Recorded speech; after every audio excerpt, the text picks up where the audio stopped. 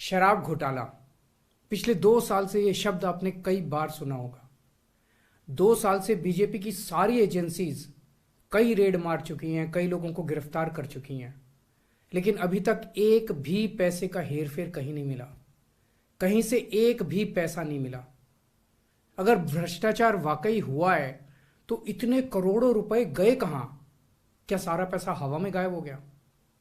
सच्चाई यह है कि किसी तरह का कोई भ्रष्टाचार हुआ ही नहीं। अगर होता तो पैसा भी मिलता। ऐसे फर्जी केस में आम आदमी पार्टी के कई नेताओं को इन्होंने अभी तक जेल में रखा हुआ है। किसी के भी खिलाफ कोई सबूत नहीं है, कुछ साबित नहीं हो रहा, खुलेआम गुंडागर्दी चल रही है, किसी को भी पकड़ के जेल में डाल दो। अब बीजेपी मुझे गिरफ्तार करना चाहती है। मेरी सबसे बड़ी संपत्ति, मेरी सबसे बड़ी ताकत मेरी ईमानदारी है। झूठे आरोप लगा के, फर्जी समन भेज के ये मुझे बदनाम करना चाहते हैं, मेरी ईमानदारी पे चोट करना चाहते हैं। इन्होंने मुझे समन भेजे हैं। मेरे वकीलों ने मुझे बताया कि ये समन गैर कानूनी है। क्यों गैर कानूनी है? ये मैंने इनको विस्तार से लिख के भेजा है। मैंने बताया है कि उनके समन कैसे गैर कानूनी है, लेकिन उन्होंने मेरी एक भी बात का जवाब नहीं दिया। इसका मतलब उनके पास मेरी बातों का जवाब नहीं है। इसका मतलब वे भी मानते हैं कि उनका नोटिस गैर कानूनी है। क्या मुझे एक गैर कानूनी समन का पालन करना चाहिए?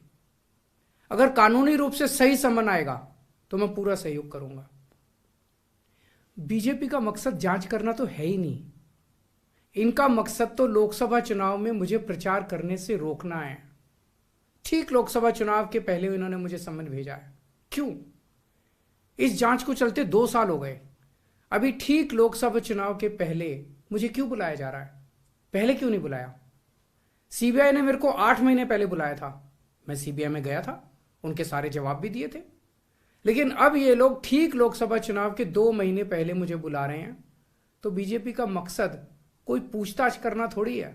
इनका मकसद है पूछताछ के बहाने केजरीवाल को बुला लो और उसे गिरफ्तार कर लो, ताकि मैं लोकसभा चुनाव में प्रचार ना कर पाऊं।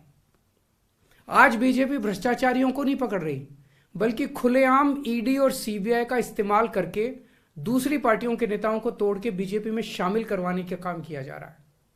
एक नहीं, 2 नहीं, कितने उदाहरण हैं जहां किसी पार्टी के नेता के खिलाफ ईडीआई सीबीआई के मामले चल रहे थे या उन पे गंभीर आरोप लगे हुए थे।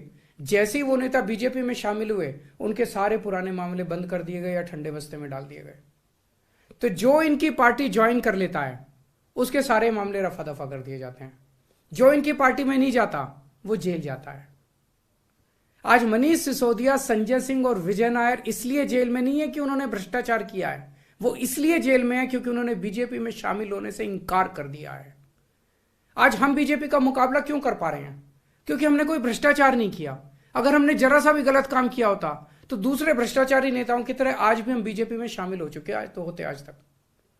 इस तरह देश के ईमानदार नेताओं को जेल में डाल के और भ्रष्टाचारियों को अपनी पार्टी में शामिल करवा के ऐसे तो देश आगे नहीं बढ़ सकता। ये क्या चल रहा है? ये जो कुछ भी चल रहा है बहुत खतरनाक है। ये हमारे जनतंत्र के लिए बहुत गलत है। इसे रोकना होगा। मैं हमेशा देश के लिए लड़ा हूं। मेरा तन मन धन देश के लिए है। मेरी एक एक सांस देश के लिए है। मेरी खून की एक एक बूंद देश के लिए है। मेरे शरीर का एक एक कतरा देश के लिए समर्पित है। हमें मिलकर देश को बचाना है। मैं पूरी जी जान से इनके खिलाफ लड़ रहा हूं। आपका साथ चाहिए।